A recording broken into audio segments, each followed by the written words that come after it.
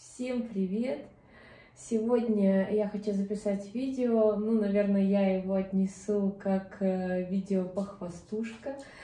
Хотела бы я, конечно, с вами поделиться описанием полным, расчетами и выкройкой на изделие, на данное, но я так давно его вязала, что не нашла, даже так приблизительно сильно и ничего не помню, но мы можем рассмотреть детали, и вы поймете сам процесс, как все происходило. И что-то я, конечно же, вспомнила и расскажу. Вспомнила я этой модели тогда, когда мы с вами в прошлых видео клеили ленту к платью для Мишель. И я рассказывала, что у меня вот есть такая кофта, которая тоже есть декоративная отделка лентой из страусиных перьев. И мне нравилась эта кофта. Это даже не кофта, это туника такая, не сильно длинная. Но стирать все равно приходится вещь. И как бы с пером я потайными стежками их тогда пришивала к низу этой туники. Ну и каждый раз, когда надо было стирать, нужно было отпаривать эту ленту с перьями и опять заново пришивать. В общем, так как бы я ее не носила, но с пером я любила носить эту кофточку. Но вот сейчас, когда у меня появилась вот эта липкая лента, я приделала ее на эту кофту, и я думаю, что возобновлю свою носку. Вот так выглядит эта лента. Я поближе потом покажу, еще и примерка будет, конечно. А что хочу сказать по поводу, как я вязала ее. Значит, я брала, конечно, за основу выкройку с сайта, который я уже много раз рассказывала. Это слонимская пряжа. Тоже, сколько тут? Где-то, наверное, 4 плотность. И она достаточно плотная, в 2-3 сложения, в 3, скорее всего. И, значит, вот эти вот расчеты, вот это вот как бы манишка, вот эта отдельная часть, потом довязывалась отдельно с двух сторон. И как вы уже потом посмотрите, я уже покажу поближе, обработана отдельно бейкой. Она пришивалась. И эта бейка пришивалась, и эта. А низ у меня не получился. Не получился, потому что был очень длинным. И я вот его обрезала, и потом на кетельной машине я его как-то, оверлочивалась, и я его кетлевала. Тоже делала такую бейку. Рукав тут обычный, это в процессе идет бейка, как мы уже много раз делали. А горлышко выполнено. Тоже я отдельно вязала вот это вот горлышко, эту стоечку, просто гладью и подворачивала. И на кетельной машине я пришивала к самому вырезу. И отдекорировала, вот чтобы он все завязывалось здесь, 2 части, 2 стороны, полым шнуром. Вот, а также вот эти части, которые у меня вот такие вот открытые,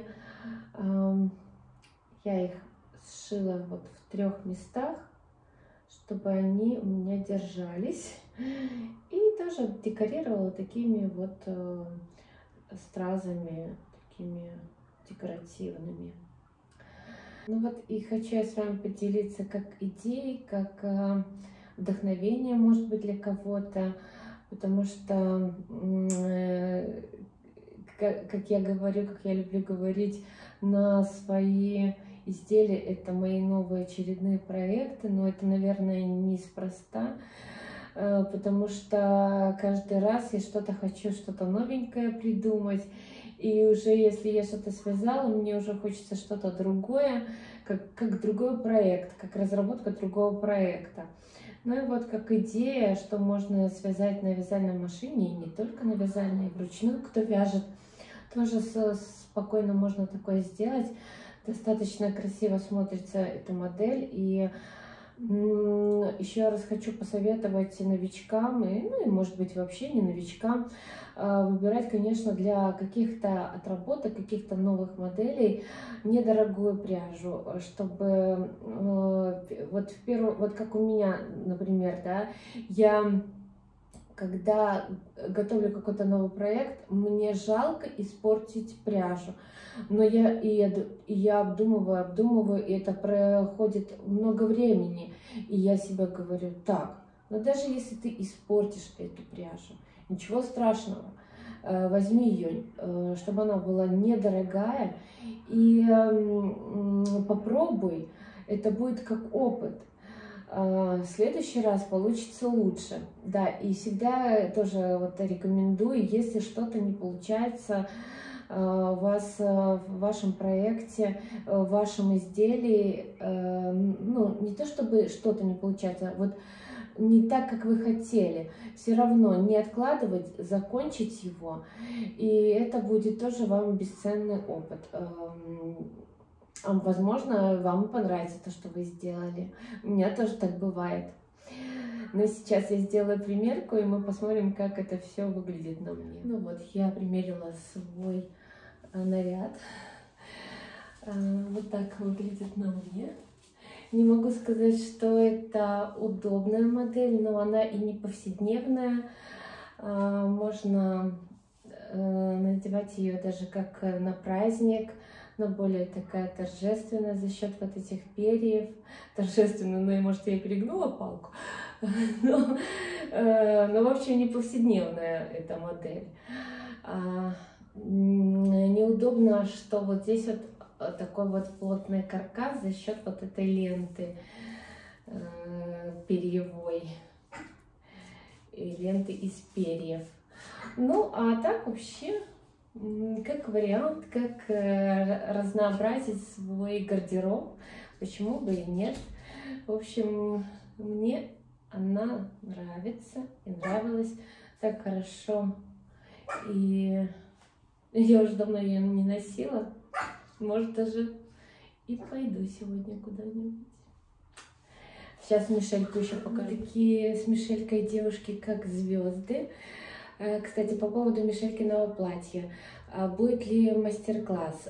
Дело в том, что как бы я не сильно прям довольна этим платьем. Не могу понять, то ли тут у нее пух и немножко подтягивается, то ли я немножко не рассчитала шаг лапок ее. Но поэтому буду дорабатывать эту модель, и, конечно, мы что-нибудь свяжем для собачек. Вот. И что еще хочу сказать по поводу того видео, которое я набивала пух в этой кофте. Тоже мне в одном комментарии написали, что может после таких манипуляций сваляться пух. И, наверное, действительно, что так сильно не надо. Чуть-чуть подпушить, вот, то можно. Но прям вот так, чтобы было, чтобы как я вот в том видео, то, наверное, лучше не надо. Вот. И мы вот такие вот с Мишелькой девушки, как звезды. Такие девушки, как звезды, что светят в небе до утра. Та-ра-та-та-та-та-та-та. Вот. Спасибо, что вы были с нами. Спасибо, что ставите лайки и комментируете. И пока. Та-та-та-та-та-та-та. Да. Всем пока. Мишель, скажи всем пока. Пока.